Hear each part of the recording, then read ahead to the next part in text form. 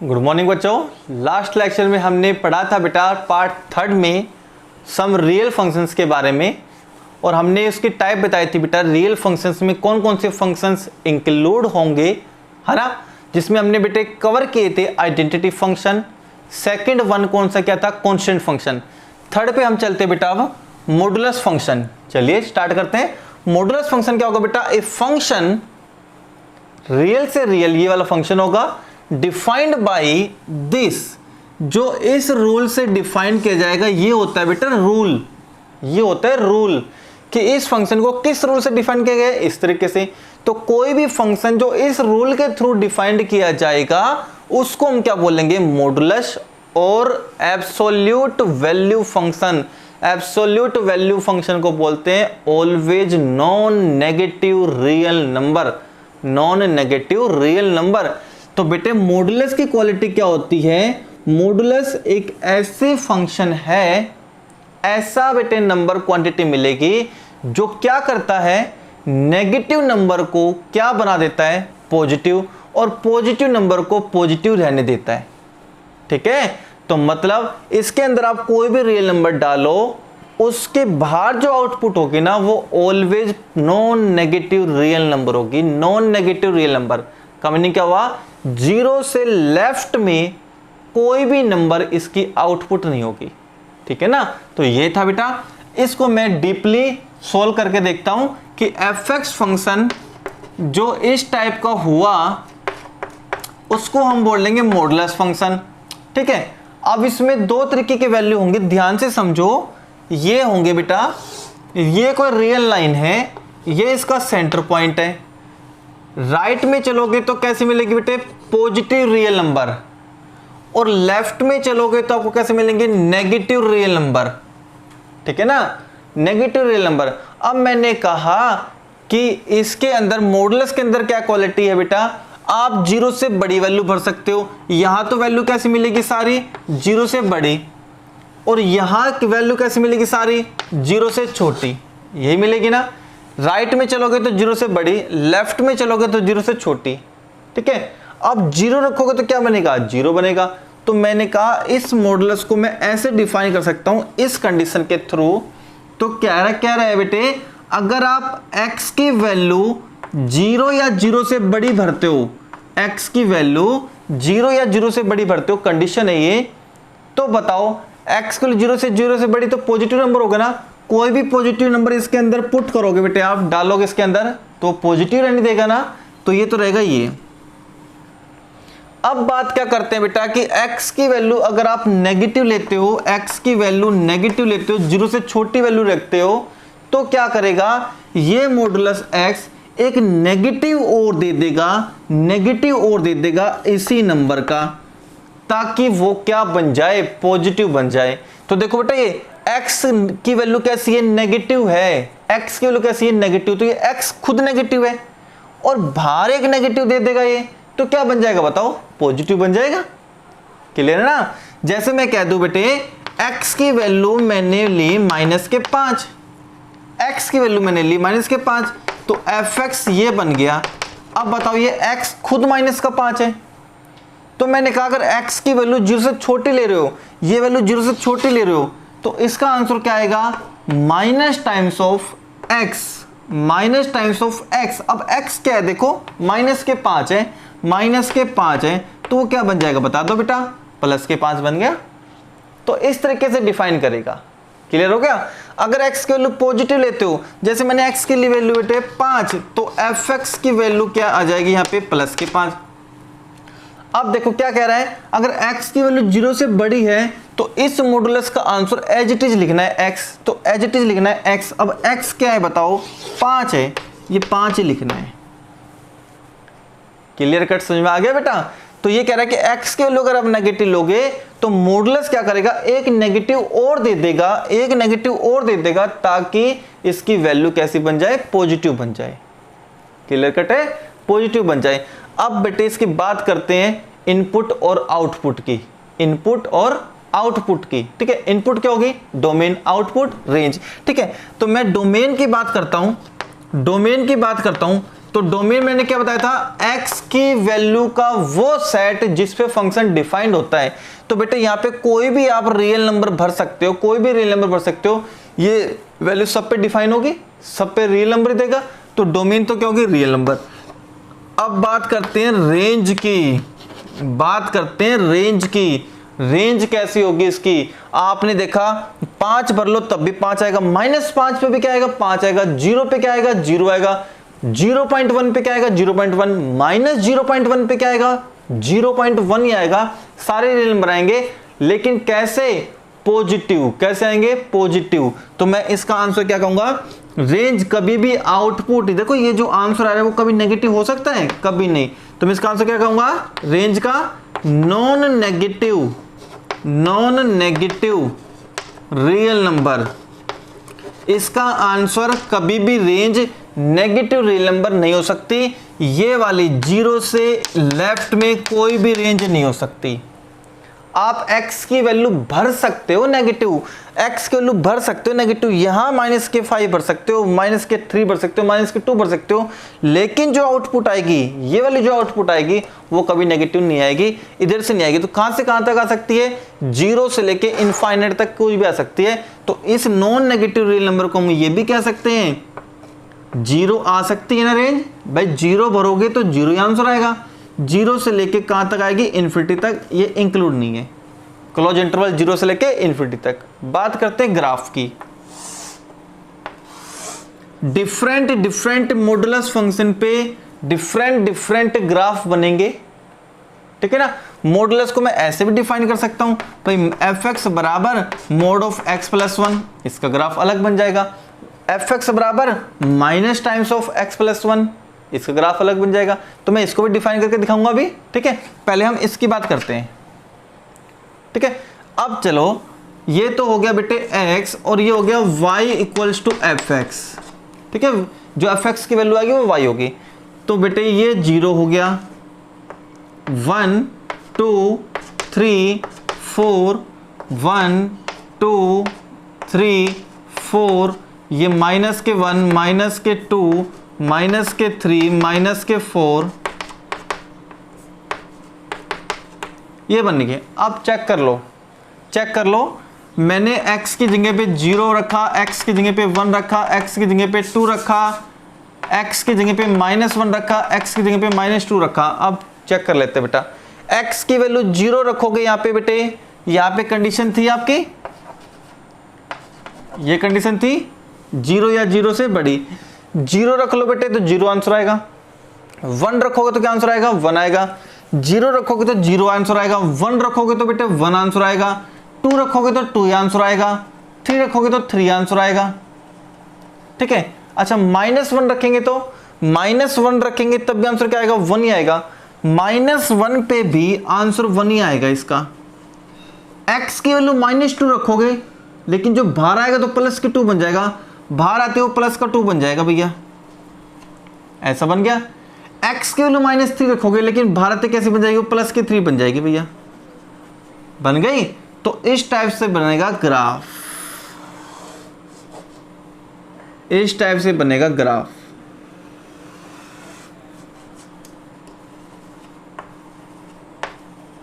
इसको बोलते बेटा नोड, नोच भी बोल सकते हो, नोप भी बोल सकते हो। ये नोप वहां से होके जाएगी जहां पे फंक्शन की आउटपुट 0 होगी, जिस पे फंक्शन की वैल्यू 0 मिलेगी।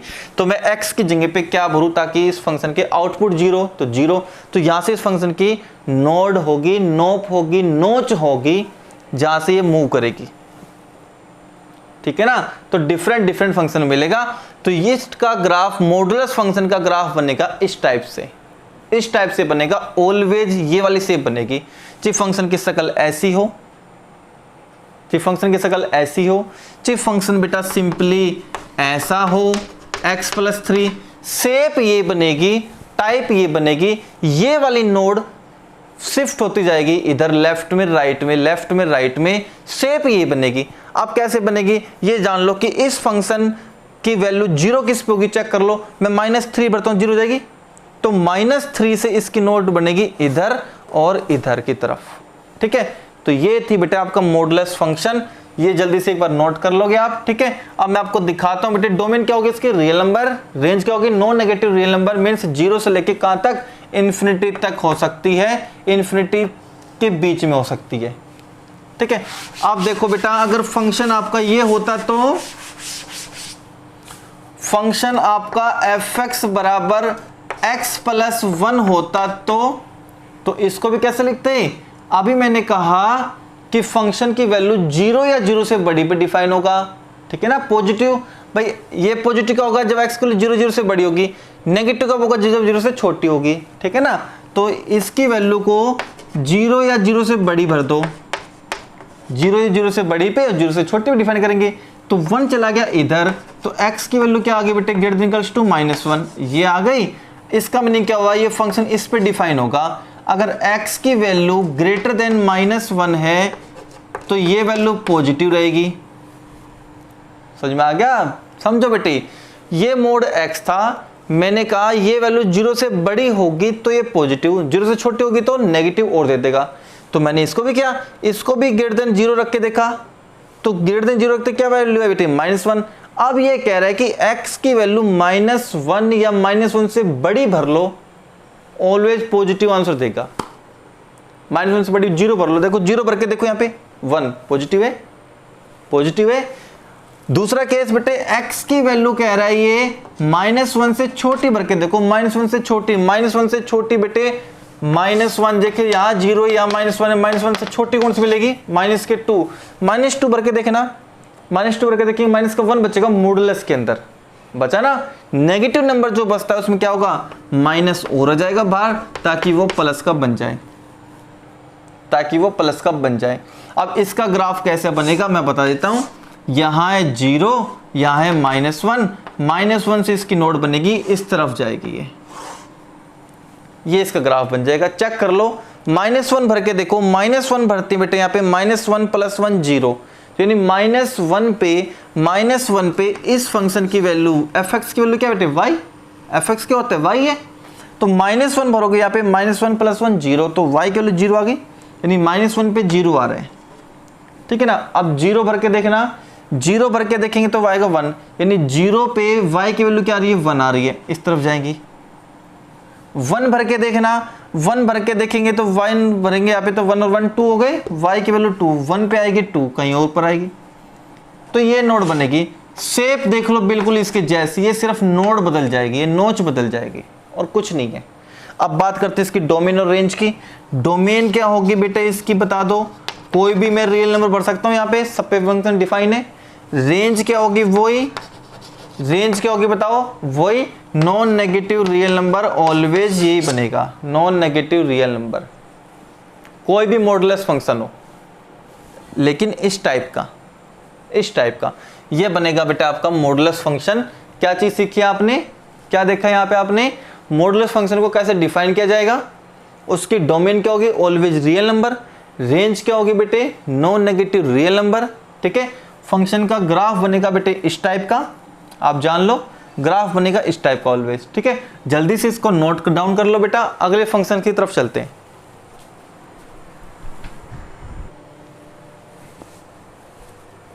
चलते बेटा अगले फंक्शन की तरफ, और अगला फंक्शन है बेटा सिग्नम फंक्शन, बहुत ही इंटरेस्टिंग और बहुत ही इजी फंक्शन है बेटा सिग्नम फंक्शन, ठीक है। बहुत बार क्वेश्चन में आता है बेटा पेपर में, a function defined by this original face, original type तो है बेटा ये, इसको मैं डिटेल में सोल्व करके लिखूंगा भी, ये एक्चुअल में कैसे डिफाइन होगा।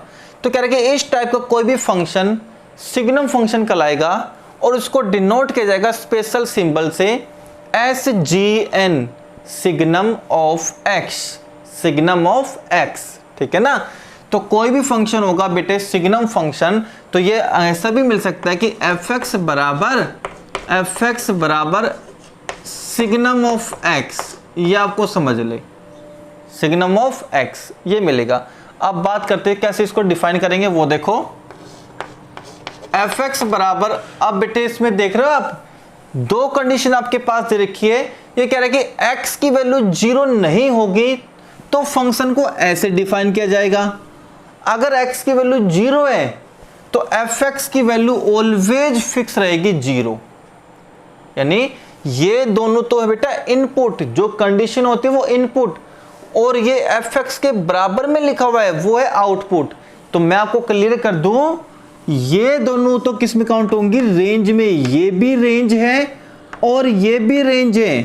तो मैं आपको बता दूं, अगर आपकी डोमेन 0 है, स्पेशल फिक्स 0, तो आपकी fx की वैल्यू क्या आएगी 0। fx क्या होता है बेटा y की वैल्यू क्या आएगी 0। अगर x की वैल्यू 0 नहीं है, 0 से बड़ी है या 0 से छोटी है, तो fx की वैल्यू आएगी ये। अब मैं आपको क्लियर कर दूं, x की वैल्यू 0 नहीं है, इट मींस इसका क्या मीनिंग हुआ, या तो x ग्रेटर देन 0 है या फिर x लेस देन 0 है। ये तो मतलब हुआ भाई, x की वैल्यू 0 नहीं है, इट मींस या तो वो ग्रेटर देन 0 है या वो लेस देन 0 है। तो मैं इसी बेस पे फंक्शन को डिफाइन करूंगा। इस कंडीशन को ब्रेक करेंगे 2 पार्ट्स में। अगर x की वैल्यू ग्रेटर देन 0 है, अगर x की वैल्यू ग्रेटर देन 0 है तो वापस आ जाओ मॉडुलस में, वापस आ जाओ मॉडुलस में। अगर x की वैल्यू ग्रेटर देन 0 है तो मॉडुलस x तो x रहेगा ना, मॉडुलस x तो x रहेगा ना। ये वाला मोड x बन जाएगा, नीचे तो फिक्स है ही। अगर x की वैल्यू लेस देन 0 है, भाई इसकी 2 कंडीशन होगी, या तो 0 से बड़ा होगा या 0 से छोटा होगा। अगर ये 0 से छोटा है तो मोड x की डेफिनेशन के अकॉर्डिंग वो माइनस का x बनेगा ना। मोड x क्या बन गया, माइनस का x। नीचे वाला तो फिक्स रहेगा, क्लियर है। और x की वैल्यू 0 है तो बेटे x की वैल्यू 0 है तो fx की वैल्यू स्पेशल क्या दे रखी है 0। तो बेटा सिग्नम फंक्शन को डिफाइंड किया जाएगा इस तरीके से। अब इसमें देखो कंप्लीट इनपुट आ चुके, कंप्लीट रियल नंबर आ चुके। कंप्लीट रियल नंबर देख लो, चेक कर लो। x की वैल्यू में 0 भी भर सकता हूं, x की वैल्यू में 0 से बड़ी भी भर सकता हूं, x की वैल्यू में 0 से छोटी भी भर सकता हूं। तो सारे रियल नंबर हो गए, सारे रियल नंबर हो गए। तो मैं कह दूं डोमेन तो इसकी फिक्स हो गई, डोमेन तो इसकी फिक्स हो गई। क्या बेटे, कोई भी इनपुट हम यहाँ पे भर सकते हैं, कोई भी रियल नंबर हम यहाँ पे रख सकते हैं। अब बेटे देखो इसको, ये कह रहा है फिर से, अगर x की वैल्यू ग्रेटर देन 0 है, x की वैल्यू 0 से बड़ी है, तो ये कैंसिल आउट हो गया, क्या आया 1। तो कह रहा है कि डोमेन आप 0 से बड़ी कोई भी भर लो, लेकिन जो y की वैल्यू आएगी वो ऑलवेज क्या आएगी 1। ये 1 क्या है, मैंने बताया था अभी आपको, ये क्या होती है रेंज। तो ये रेंज क्या रहेगी 1 रहेगी, रेंज रहेगी 1, केवल 1। 0 से बड़ी कोई भी वैल्यू भर लो, रेंज आपकी 1 रहेगी 0 से बड़ी। अब कह रहा है कि 0 से छोटी भरते हैं तो 0 छोटी भरेंगे, कैंसिल आउट हो गया बेटे, ये तो आया -1। अगर ये कह रहा है कि x की वैल्यू 0 से छोटी लोगे, x की वैल्यू 0 से छोटी लोगे तो fx की वैल्यू क्या आएगी -1। fx क्या होता है y की वैल्यू -1 आएगी। और ये कह रहा है कि x की वैल्यू एग्जैक्टली 0 लोगे तो fx की वैल्यू क्या आएगी बेटा 0। अगर x की वैल्यू इसके सामने लिख देता हूं, इसके सामने x की वैल्यू 0 लोगे तो fx की वैल्यू क्या आएगी 0, ठीक है ना। अब सुन लो मेरी बात, मैंने कहा सिग्नम फंक्शन को तो शॉर्ट में ऐसे डिफाइन करते हैं SGN ऑफ x। मैंने कहा बेटा जी इसकी वैल्यू बताना, तो आप क्या कहोगे, सर आपने तो x की जगह पे -5 भर दिया, और -5 तो 0 से छोटा होता है, -5 तो 0 छोटा होता है, तो इसकी वैल्यू तो ये मिलनी चाहिए -1। तो यस बेटा इसकी वैल्यू -1 आएगी, fx की वैल्यू -1 आएगी। अगर ये fx सिग्नम फंक्शन है और x की जगह -5 भरते हो, 0 छोटा भरते हो, मैं कहते हैं सर जी हमारा तो सिग्नम फंक्शन की वैल्यू इस पे निकालो, सिग्नम 1007 की वैल्यू बताओ। तो मैं कहूँगा सर ये तो 1007 तो 0 से बड़ा है, 0 से बड़ा कोई भी नंबर हुआ, लेकिन fx की वैल्यू तो फिक्स रहेगी 1। इसका आंसर 1 रहेगा, चाहे आप कितना भी बड़ा नंबर भर लो। मैं 7 काट देता हूँ, सिग्नम 100 की वैल्यू 1 ही रहेगी, सिग्नम 10 की वैल्यू 1 रहेगी, सिग्नम 1 की वैल्यू 1 रहेगी। अब बताओ सर क्या रहेगी, अब मैं कहूँगा ये तो 0 है फिक्स, तो क्या रहेगी 0। क्लियर हो गया। तो ये था बेटा इसका डिफाइन। डोमेन तो क्या होगी, कोई भी रियल नंबर। अब मैं रेंज की बात करता हूं, रेंज की बात करता हूं। अब सुनो ध्यान से, रेंज मैंने कहा डोमेन कोई भी भर सकते हो, जीरो भरोगे तो क्या वैल्यू मिलेगी आपको, जीरो। एक तो रेंज ही हो गई। अब बात करते हैं जीरो से बड़ी कोई भी वैल्यू में भरता हूं, जीरो से बड़ी कोई वैल्यू में भरता हूं, कौन सा आंसर आया, 1। तो एक रेंज ये होगी बेटा, ये सारी रेंज है, ये भी रेंज है, ये भी रेंज है, ये भी रेंज है। अब जीरो से छोटी कोई भी वैल्यू भर लो, कोई भी वैल्यू भर लो, जीरो छोटी, क्या आंसर आएगा, -1। तो केवल ये ही 3 रेंज आ सकती है, इसके अलावा कोई 3 आउटपुट ये आ गए बेटा, इसके अलावा चौथी आउटपुट बता दो कौन सी आ सकती है। मैं कहूँगा सिग्नम 50 की वैल्यू बताना, आपको सिग्नम 50 तो जीरो से बड़ा है सर, इसका आंसर 1 आएगा। तो इन तीनों के अलावा कोई रेंज आ ही नहीं सकती। तो डोमेन तो होगी ये, रेंज होगी फिक्स ये। ग्राफ की बात कर लें, ठीक है, ग्राफ बनेगा इन 3 कंडीशन पे, जीरो पे, जीरो से बड़ी पे, जीरो से छोटी पे। जीरो पे तो इसका ग्राफ बनेगा 0, एक तो ये बनेगा भैया। अब जीरो से बड़ी कोई भी वैल्यू भर लो, जीरो से बड़ी कोई भी वैल्यू भर लो, y की वैल्यू ये है बेटा, y की वैल्यू में से क्या रहेगी, फिक्स 1।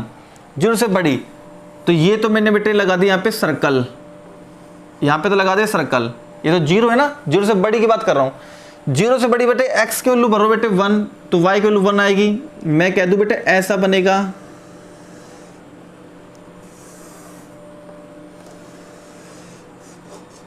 चेक कर लो बेटा, x की वैल्यू 1 भरोगे तब भी 1 रहेगा जीरो से बड़ी, x की वैल्यू 2 भरोगे तब भी y की वैल्यू 1 आएगी, x की वैल्यू 3 भरोगे तब भी y की वैल्यू 1 आएगी, x की वैल्यू 4 भरोगे तब भी y की वैल्यू 1 आएगी, x की वैल्यू आप 50 भरोगे तब भी y की वैल्यू 1 ही रहेगी, है ना। ये fx की वैल्यू है, ये fx की वैल्यू है, y की वैल्यू है।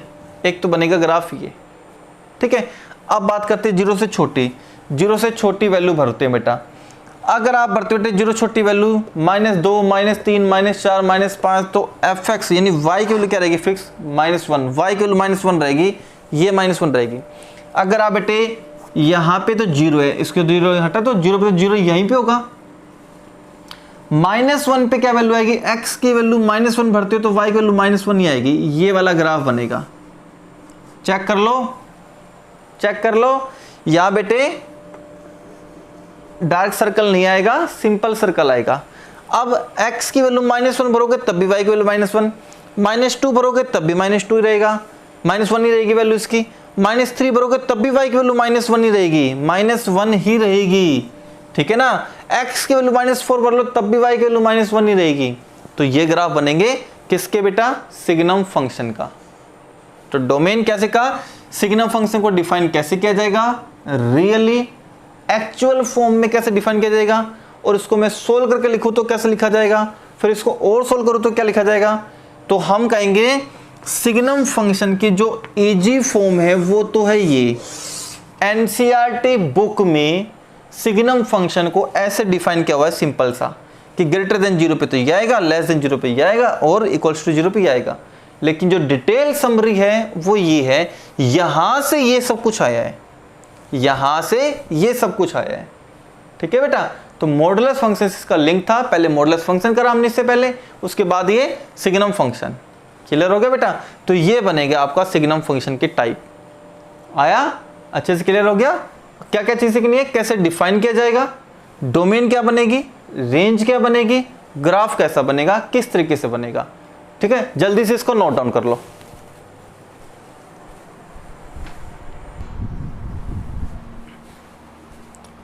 चलिए बेटा अगला फंक्शन पढ़ते हैं, ग्रेटेस्ट इंटीजर फंक्शन। बड़ा ही मजेदार फंक्शन है बेटा, ग्रेटेस्ट इंटीजर फंक्शन। ये अपने आप से नाम से सिद्ध हो जाएगा। ग्रेटेस्ट का मतलब बड़े से बड़ा, जो इंटीजर वैल्यू देता है वो वाला फंक्शन, ठीक है। तो कोई भी फंक्शन जो डिफाइन किया जाएगा इस तरीके से, उसको हम बोलेंगे ग्रेटेस्ट इंटीजर फंक्शन। इसका क्या मीनिंग है वो आपको समझना है, बाकी सब कुछ आप समझ जाओगे। तो मैं इसको डिटेल में लिख रहा हूं कि अगर कोई भी फंक्शन जो इस शेप का हुआ, इसके जैसा हुआ, उसको हम बोलेंगे ग्रेटेस्ट इंटीजर फंक्शन। अब इसका मीनिंग क्या है वो सुन लो। इट मीन्स इसकी जो आउटपुट होगी, इससे जो बाहर वैल्यू आएगी वो कैसी आएगी, ठीक है। तो इसका क्या मीनिंग होगा, इसका मीनिंग है बेटा ग्रेटेस्ट इंटीजर। इसका मीनिंग है ग्रेटेस्ट इंटीजर लेस देन और इक्वल टू x। आपको ये समझना है कि इसका क्या मीनिंग होगा, ये वो ग्रेटेस्ट इंटीजर नंबर देगा जो या तो लेस देन होगा या वो इक्वल होगा किसके, इसी x के, लेकिन वो होना क्या चाहिए, बड़े से बड़ा इंटीजर। अब मैं इसको दो पार्ट्स में तोड़ के आपको डिफाइन कराऊंगा। एक पार्ट तो बेटा ये, और दूसरा पार्ट आपको समझना है ये, ठीक है। तो पहला आप पार्ट ये वाला समझो कि इसकी जो वैल्यू आएगी ना, इसकी जो वैल्यू आएगी वो कोई भी इंटीजर नंबर आएगी जो लेस देन होगा और या इक्वल होगा किसके, इसी x के, ठीक है ना। इससे बाहर जो आउटपुट वैल्यू आएगी वो लेस देन आएगी, इंटीजर आएगी, और वो लेस देन होगी या इक्वल होगी किसके, x के। अब मैं आपको बता देता हूं, चलिए मैं भर के दिखाता हूं। x की वैल्यू आपने भरी बेटा 2.6, x की वैल्यू भरी आपने 2.9, x की वैल्यू भरी आपने 2.1, ठीक है, कोई वैल्यू भर लो। x की वैल्यू भरी आपने 5.8, x की वैल्यू भरी आपने 7.4, कोई भी भर लो। अब दिखाता हूं आपको, चलो x की वैल्यू भरी आपने 2.6, तो 2.6 भरी आपने, तो ये fx ऐसा बन जाएगा भैया, ये fx ऐसा बन जाएगा, 2.6 भर ली। अब मेरे को तो यहां वैल्यू चाहिए कि यहां वैल्यू कौन सी आएगी, है ना। अब पढ़ो, इसकी जो आउटपुट आएगी वो इंटीजर नंबर आना चाहिए, वो लेस देन या इक्वल हो सकता है इस x के, x को ना फिलहाल 2.6 है, ठीक है ना। अब मैं आपको समझाता हूं, क्लियरली समझो बेटा, क्लियरली। ये मैंने बना ली इंटीजर लाइन, ये मैंने बना ली इंटीजर लाइन, यहां है 0 1 2 3 4, इसी तरीके से -1 -2, इंटीजर लाइन समझ गए, जिसमें सभी नेचुरल नंबर इंक्लूड हो, सभी negative of natural number include हो और 0 इंक्लूड हो, वो होती है इंटीजर लाइन।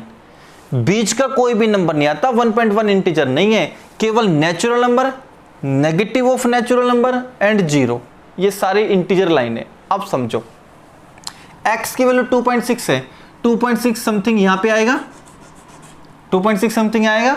तो अब क्या कह रहे हैं, ये तो होगी डोमेन, ये तो होगी डोमेन मैंने भरी है जो। अब कह रहे हैं कि जो इसकी आउटपुट होगी वो क्या होगी, इंटीजर होना चाहिए वो नंबर, और लेस देन और इक्वल होना चाहिए x के। तो 2.6 यहाँ है, लेकिन इसकी आउटपुट ये नहीं आ सकती, क्योंकि 2.6 तो बेटे 2.6 तो इंटीजर नहीं है। तो क्या आउटपुट होगी, आउटपुट होगी इससे छोटा होना चाहिए, और वो कोई भी इंटीजर हो चाहिए।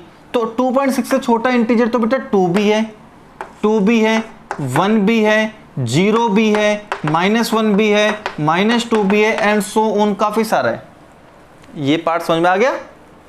तो कह रहा है इसकी जो बार आउटपुट होगी वो कोई इंटीजर नंबर होना चाहिए, चाहे वो लेस देन हो चाहे वो इक्वल हो x के। तो 2.6 से छोटा इंटीजर कौन सा है, 2 ही हो सकता है। तो 2 हो सकता है, 1 हो सकता है, 0 हो सकता है, -1 हो सकता है, -2 हो सकता है, लेस देन इक्वल, ये हो गया बेटे। अब आओ इसको ग्रेटेस्ट को, तो ये तो मैंने कह दिया कि ये सारे इंटीजर है जो लेस देन और इक्वल है किसके, 2.6 के, ओके। लेकिन इन इंटीजर में से सबसे बड़ा इंटीजर कौन सा है, इन इंटीजर में सबसे बड़ा इंटीजर कौन सा है, ये वाला भाई। 0 से बड़ा इंटीजर 1, 1 से बड़ा इंटीजर कौन है, 2, 2 से बड़ा इंटीजर तो 3 है, 3 हो नहीं सकता, क्योंकि हमें इसकी वैल्यू क्या कह रहा है, लेस देन और इक्वल होनी चाहिए, बड़ा नहीं होना चाहिए। समझ में आ गया बेटा, ये था।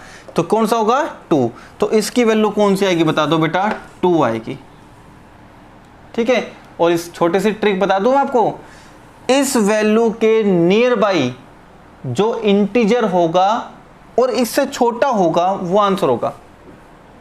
अब मैं आपसे कह दूं कि 5.8, तो 5.8 तो यहां हो गया 5.8, इसकी वैल्यू पता क्या आएगी, 5.8 5 और 6 के बीच में लाई करेगा। तो हमें से छोटी वाली लेनी है, तो 5.8 से छोटी वाली कौन सी होगी, 5 होगी जो इंटीजर होगी। क्लियर है, समझ में आ गया।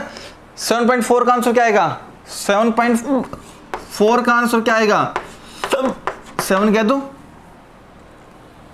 अगर यहां 7.9 होता तब भी आंसर 7 नहीं आता। 7.9 7 और 8 के बीच में होगा, लेकिन जो बाहर वैल्यू आएगी वो तो इंटीजर वैल्यू आनी चाहिए, और वो इंटीजर वैल्यू ग्रेटेस्ट होनी चाहिए। तो 7.9 से छोटी वैल्यू इंटीजर वैल्यू कौन सी है, 7 है, 6 है, 5 है, 4 है, 3 है, लेकिन इन सब में बड़ी कौन सी है? 7। समझ में आ गया? तो ये था 2.9, 2.9 यहां पे देगा।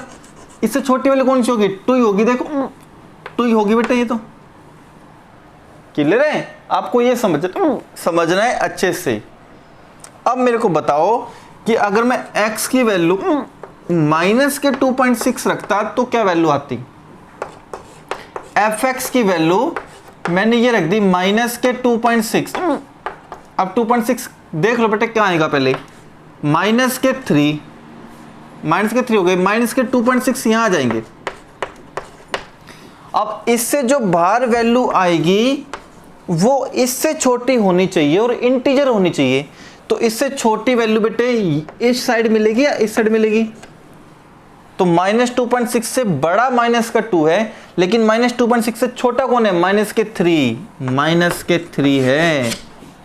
ये क्वेश्चन पूछे जाते हैं एग्जाम में। एक बार ग्राफ देख लें और डोमेन रेंज देख ले बेटा। तो डोमेन तो क्या होगी? डोमेन होगी बेटे, आप क्या भर सकते हो x की जगह? तो मैं कहूँ कोई भी रियल नंबर भर सकते हो यहाँ पे x की जगह। 0 से बड़ा, 0 से छोटा, 0 फ्रैक्शन, डेसिमल, कुछ भी भर सकते हो आप। x की जगह ये भर लो भैया, 1/2 भर लो। 1/2 का मीनिंग क्या होता है? 0.5 भरेंगे। तो 0.5 भरोगे आप, यहाँ पे 0.5 भरोगे तो बाहर जो वैल्यू आएगी वो इससे छोटी आएगी। इससे छोटी वैल्यू कौन सी है? 0।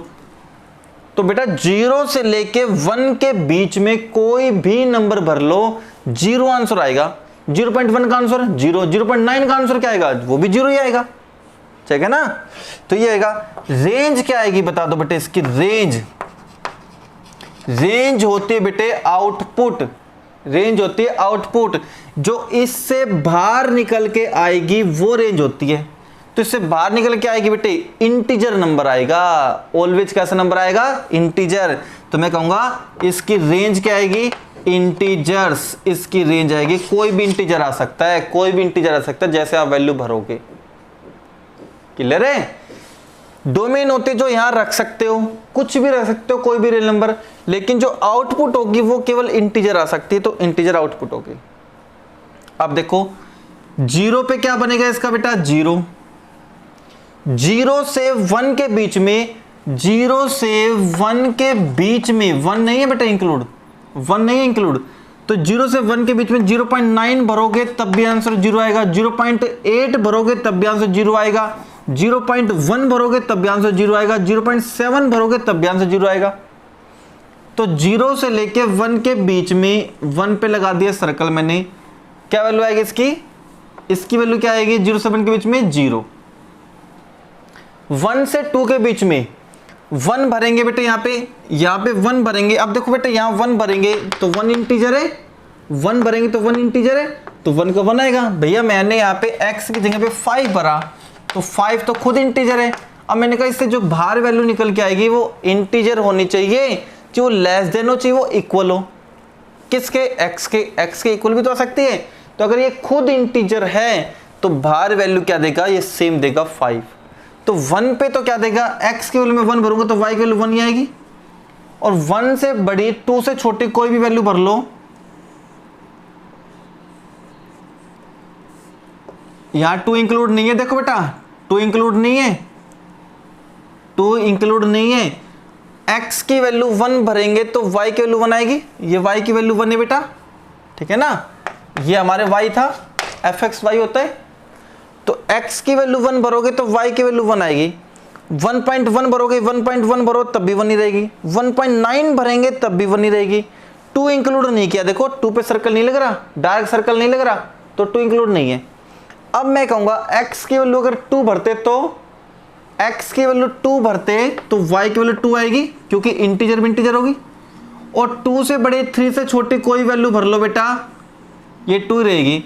2.1 भरोगे तब भी 2 रहेगा, 2.2 भरोगे तब भी 2 रहेगा, 2.9 भरोगे तब भी 2 रहेगा। 3 मैंने भरा नहीं है, 3 पे डार्क सर्कल नहीं है। 3 भरते हो तो क्या आएगा? 3 आएगा। 3 भरते हो तो 3 आएगा। और 3 से बड़ी, 4 से छोटी कोई भर लो बेटा, ये बनेगी। इस टाइप का ग्राफ बनता चलेगा इसका, ठीक है ना बेटा? इस टाइप का ग्राफ बनते चलेगा। तो ग्रेटेस्ट इंटीजर फंक्शन इस टाइप का होगा। इसका क्या मीनिंग है? इसका मीनिंग है ग्रेटेस्ट इंटीजर लेस देन और इक्वल्स टू x, ठीक है ना, ये वैल्यू बनेगी। और फंक्शन की वैल्यू आपसे पूछी कैसे जाएगी एग्जाम में, कह रहे कि ग्रेटेस्ट इंटीजर फंक्शन की वैल्यू निकालो, इसकी वैल्यू पूछ लेगा आपसे 5.9 की वैल्यू क्या है, तो इसकी वैल्यू क्या होगी 5, माइनस के 5.9 की वैल्यू क्या आएगी बता दो भैया, माइनस के 6, बिकॉज जैसे यहाँ 0 है बेटा, यहाँ माइनस के 5 है, यहाँ माइनस के 6, माइनस के 5.9 तो यहाँ आएगा, और माइनस 5.9 से छोटी वैल्यू कौन सी आएगी, माइनस के 6 आएगी। क्लियर है? ये था आपका ग्रेटेस्ट इंटीजर फंक्शन, जल्दी से इसको नोट करो।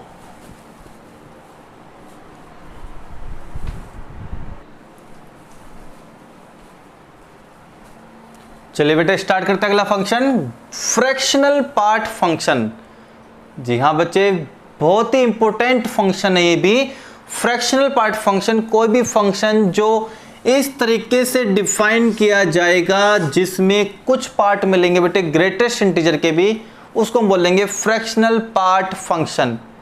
इसमें मेन क्वालिटी क्या है, भर हम कुछ भी सकते हैं, यहाँ पे कोई भी रियल नंबर भर सकते हैं, लेकिन जो आउटपुट होगी आएगी, जो भी आउटपुट, अगर ये फंक्शन आपका ये है बेटा x minus close interval x, यहां से जो आउटपुट आएगी, यहां से जो आउटपुट आएगी बेटे, वो वैल्यू क्या होगी, 0 या 0 से बड़ी, 1 या 1 से छोटी, चाहिए आपकी x की जगह पे कोई भी रियल नंबर भर सकते हो। सबसे मेन पॉइंट, आप कोई भी इंटीजर नंबर भरोगे, कोई भी इंटीजर नंबर भरोगे तो आपकी रेंज ऑलवेज आएगी बेटा 0, रेंज आएगी ऑलवेज 0। इंटीजर मतलब 1 2 3 4, -1 -2 -3 -4 0, इन सभी पे आंसर आएगा 0, ठीक है। और इंटीजर के अलावा कोई भी वैल्यू भर के देख लो, कोई भी वैल्यू भर के देख लो, इसकी वैल्यू 0 या 0 से बड़ी आएगी, 1 से छोटी 1 भी नहीं आएगी, क्योंकि 1 तो बेटा खुद इंटीजर है, 1 पे तो वैल्यू 0 दे देगा, ठीक है ना।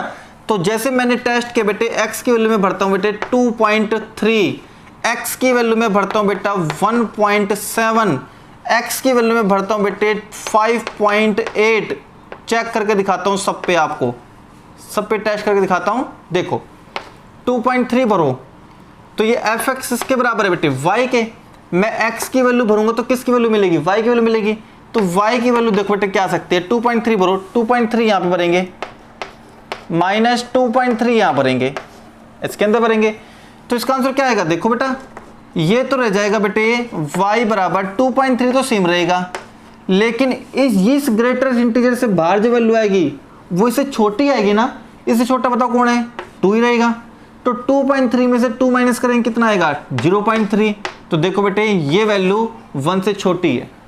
ये चेक कर लो, 1.7 चेक करके देख लो, 1.7, इसका आंसर 0.7 आएगा, 0.7 पहले बता दिया। y इक्वल टू यहां पर 1.7 माइनस 1.7 क्या आएगा, 1.7 माइनस 1.7 से छोटा इंटीजर कौन सा है, 1 ही है, तो इसका आंसर क्या आएगा 0.7, देखो 1 से छोटा है।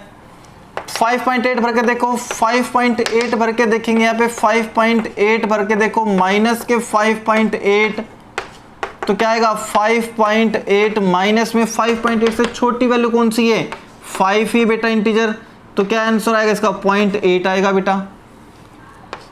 6 भर के देख लो, y इक्वल टू यहाँ 6 भर के देखेंगे तो क्या आएगा 6, माइनस यहाँ भी 6 भरेंगे तो 6 माइनस ये खुद इंटीजर है तो 6 की वैल्यू 6 ही आएगी, क्या आंसर आएगा 0। सभी वैल्यू देख लो बेटे 0 या 0 से बड़ी है, 0 है या 0 से बड़ी है, लेकिन 1 से छोटी आएगी, चाहे x की जगह पे कोई भी रियल नंबर भर के देख लो, चाहे x की जगह पे माइनस के 3.3 भर के देख लो, माइनस के 3.3 भर के देखो, यहाँ पे माइनस के 3.3, माइनस के 3.3 दोनों तरफ भरोगे ना, तो माइनस के 3.3 तो सिम रह जाएगा भैया, माइनस 3.3 से छोटा इंटीजर कौन सा है बता दो, -3.3, ये से -3 है, ये -4 है, -3.3 आएगा, -3.3 छोटा इंटीजर तो ये है ना -4, तो -4 आएंगे भैया, तो क्या बन जाएंगे बताओ, -3.3 माइनस प्लस के 4 हो गए 0.7 बचेंगे, 0.7 बचेंगे। समझ में आ गया बेटा।